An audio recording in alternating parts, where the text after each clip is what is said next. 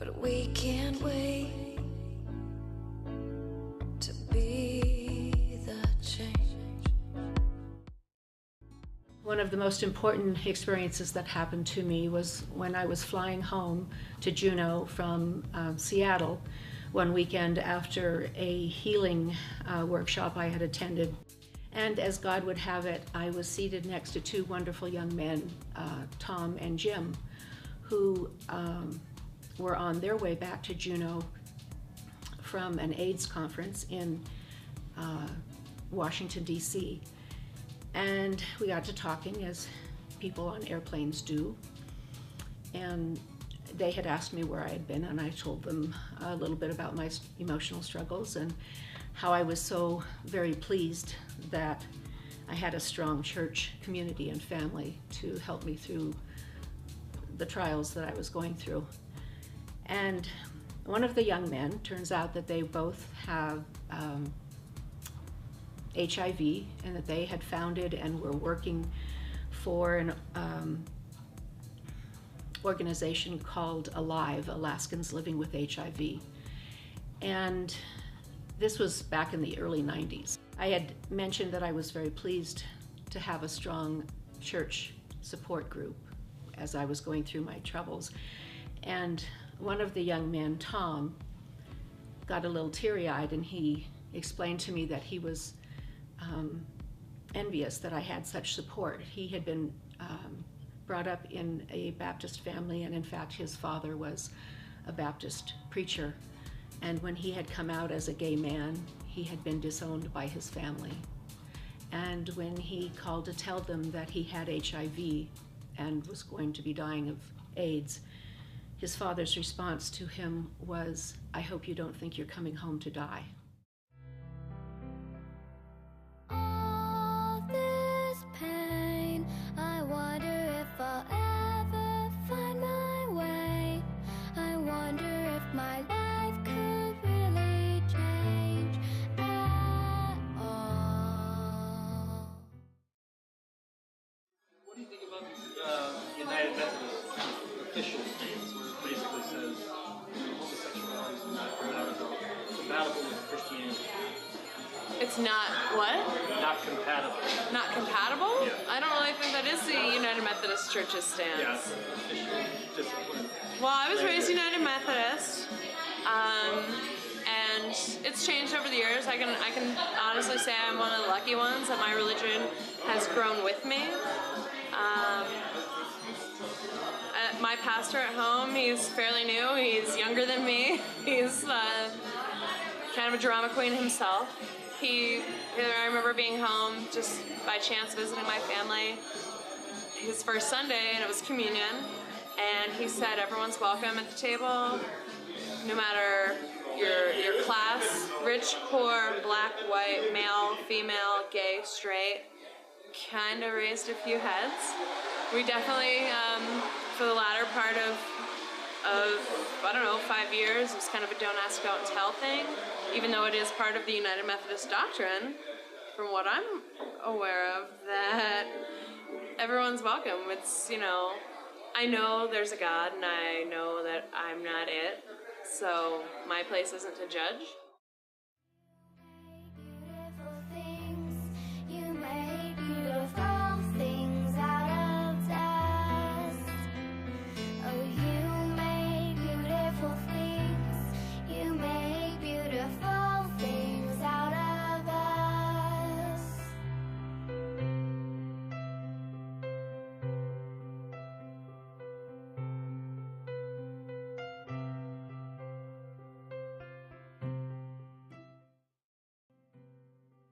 I was very moved by his story, and I said, well, we have a wonderful Aldersgate United Methodist Church that would welcome you with open arms in Juneau. So as it turned out, over the next couple of weeks, we talked on the phone, and it became my custom to go pick them up. They were both ill at this time, and they did not have a lot of resources and no transportation.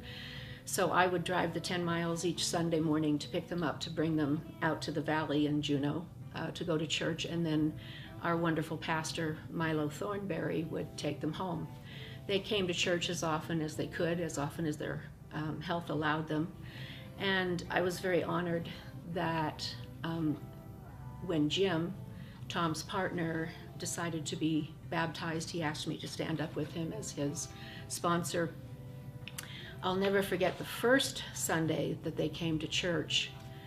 We were a fairly small congregation, and at the time of the benediction, we would all stand in a big circle and hold hands. And so Jim and Tom were standing beside me, and I was holding hands with Jim, with Tom, the one who had been raised Baptist. And after the benediction, I turned to him and I said, "Welcome home." And he gave me a big hug and cried and cried and cried.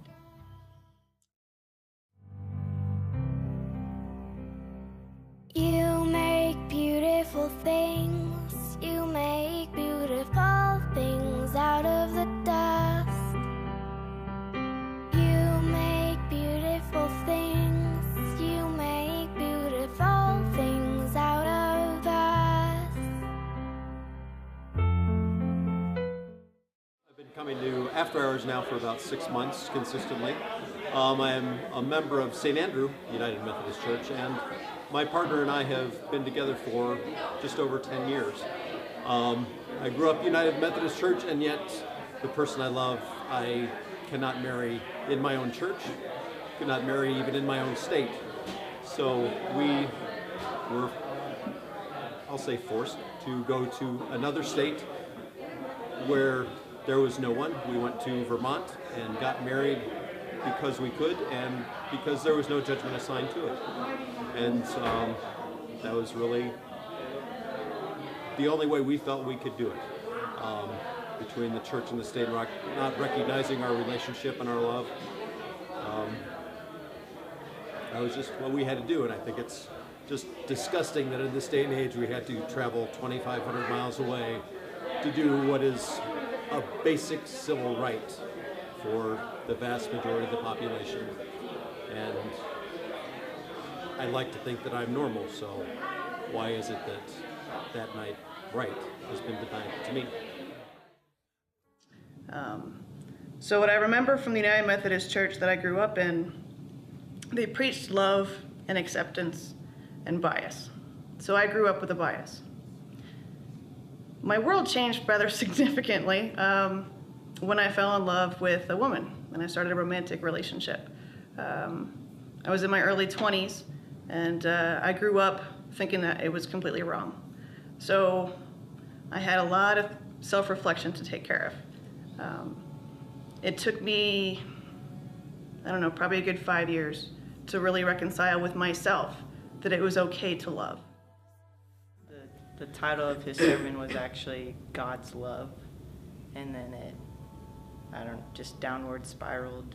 I feel like after meeting us and catching on to who we were, then he felt like he had to preach against homosexuality, and we both, whether it was right or not, we both felt like he was staring right at us while he was preaching this. And if it wasn't for our neighbor standing and sitting right next to us, I would have walked out, and so would she. But we didn't want to embarrass her in her own church since she did feel comfortable there. So we just bit the bullet and sat through an hour of pretty much torture and didn't go back to that church. We hang our signs out here that say open hearts, open minds, open doors. And you know, I had a friend who's a former DS that said to me, "I think we could be sued. I think we could be sued for false advertising."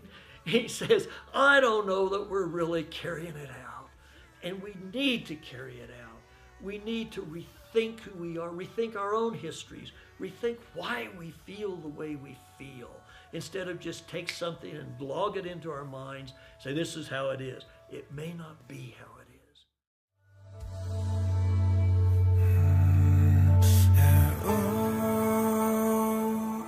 Let love break down these walls. Let church go past your truth is in us all, in us all. Issues of equality being more than just a political issue. For me, I think it is a spiritual issue. I think it is an issue of making anyone at any time the other, making them, putting them on the margins. For me, it's almost the central tenet of Jesus to not put people on the margins, to not make them the other. And the GLBT community has been that for decades and decades. Let love break down these walls. Let church go past these walls. They were lovely men to have in our congregation, and there was absolutely no question that they were very much a part of it. In fact, when Jim died, he died at home, after calling the police and whoever the people are who come away take the body, I was the first person he called, and I, of course, called Milo, and we went and were with him during those first hours that he got used to being without his partner. And then some months later, when Tom also died of AIDS, his landlord called me, and I came, and with the help of some other caring people from our congregation, we were the ones that cleared out their apartment. And we were very pleased that actually his parents, Tom's parents, came to his memorial service, and they thanked us for welcoming him back into the fold before his demise. A lot of young people, I think the statistics were that a young person who is LGBTQ is 4 times more likely to commit suicide. And so a lot of young people and just people in general are committing suicide. Some of them succeeding because, and not because it's a sin, what they, the way that they act or what they do. But rather because they're being dehumanized and being disrespected on a basic level day in and day out, and worn down to the point that it's not worth it for them to live their lives anymore. And so when you ask me, is it right or is it wrong, is it a sin or is it not, I honestly just don't care, because it's way more important that we treat everyone with love and respect first.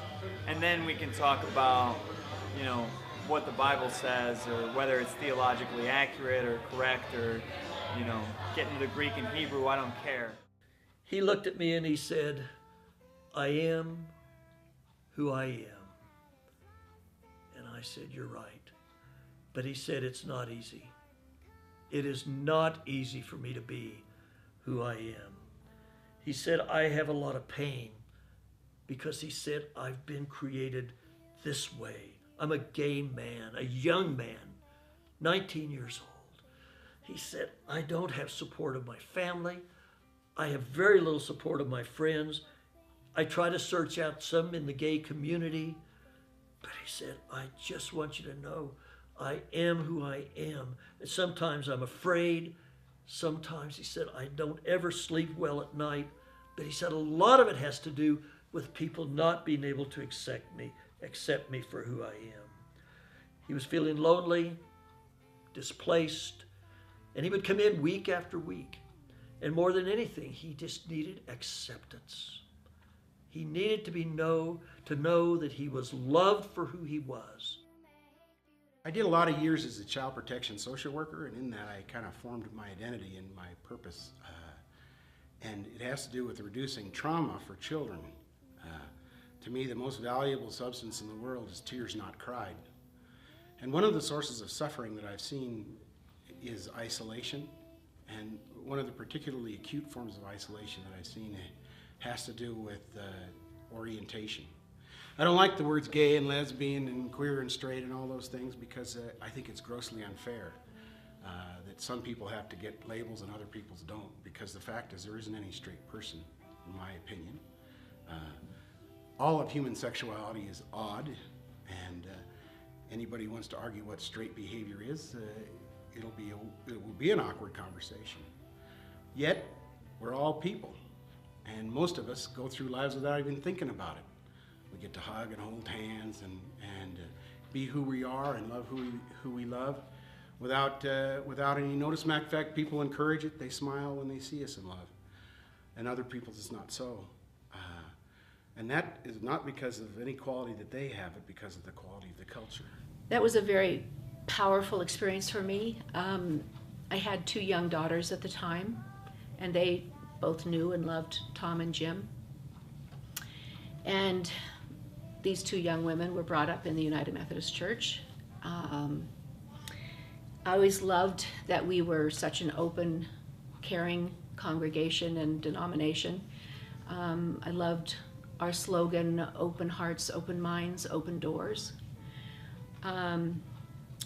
When my daughter, who's now 29, came out to us 4 or 5 years ago as being queer, there was absolutely no unpleasantness about it. To me, being gay or homosexual is a little bit like being left-handed. Some people are, some people aren't. It just doesn't matter. I think our GLBTQ community members are just part of the beautiful diversity that God has created on this earth. Emily has chosen to leave the United Methodist Church in part because of our denomination's official stance on homosexuality.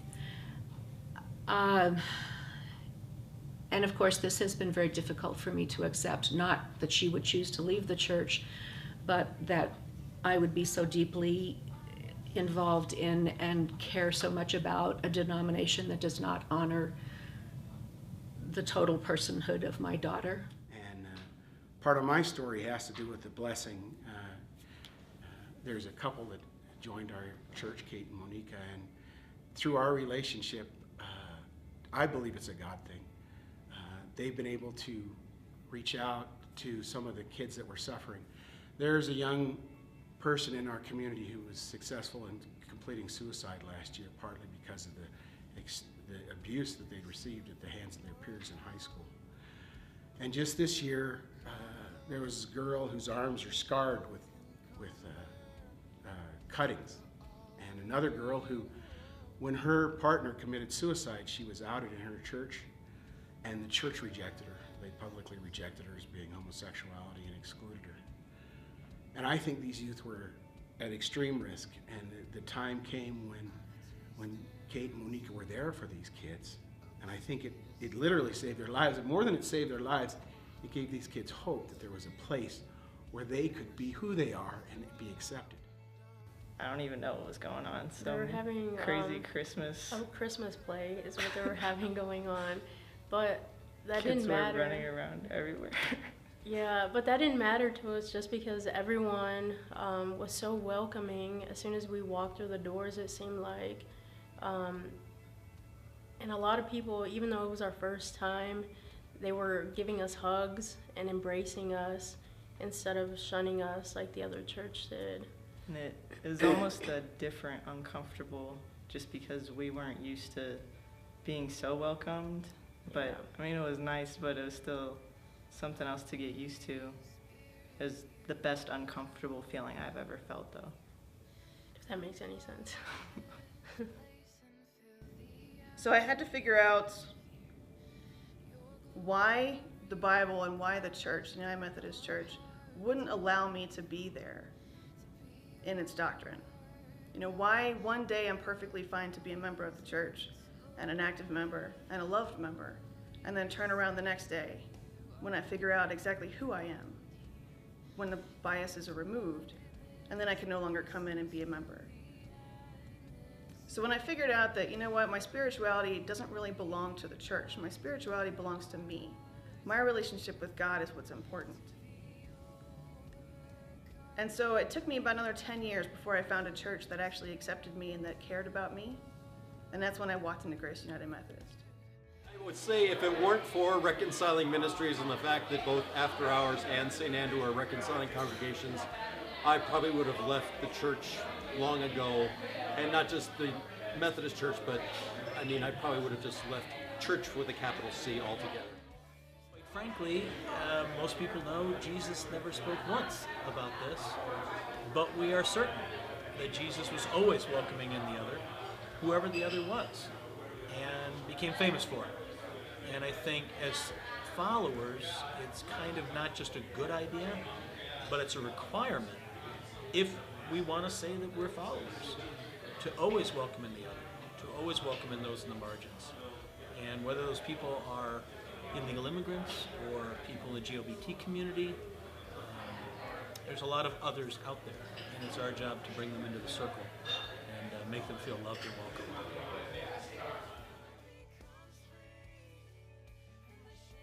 Can you give some reflections on this last service that you attended when you lit the Christ candle? Was that a special service for you? Yeah. Can you describe what that felt like? Oh my gosh, you make me cry.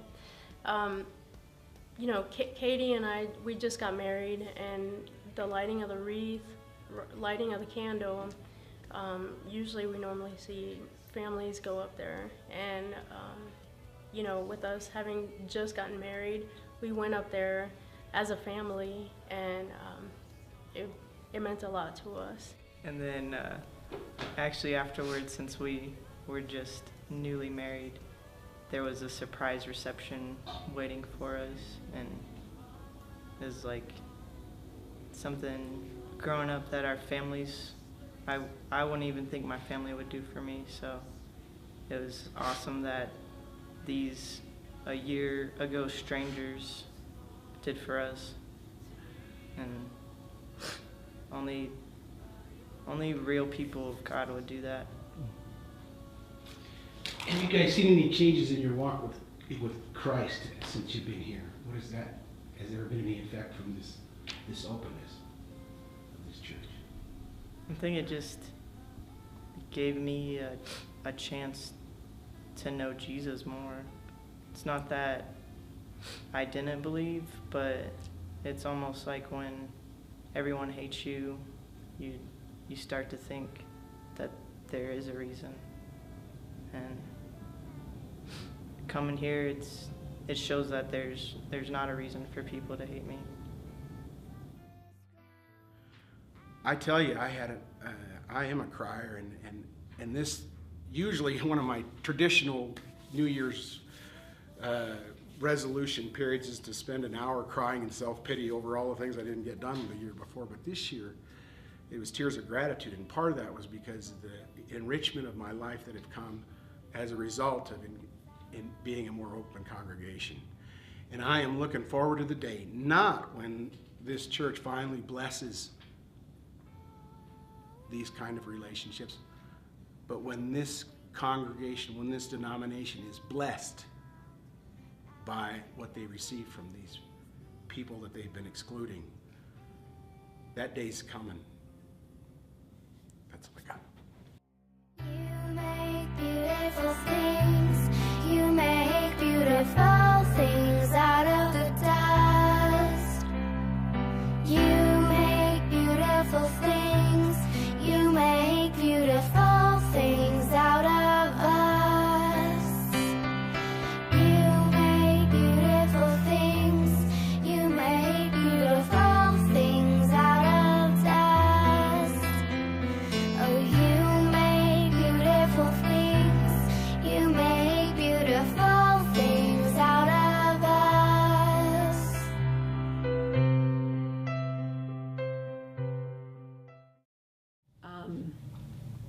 Many friends have said, "Why do you stay?" And I must admit there have been many times that I have thought about leaving the United Methodist Church. But to me, it's not the people, it's the people I know in the United Methodist Church are wonderful and caring and loving and accepting. And I have had really good mentors who have said it's important for those of us who believe the way we do to stand up for the rights of our GLBT community members and to stay within the church, to fight from within, to make changes without. So I stay in the church. I look toward a brighter future. I am very pleased that I am in a local congregation who is taking steps to be a more inclusive group of Christians. I appreciate your listening to my story. Thank you.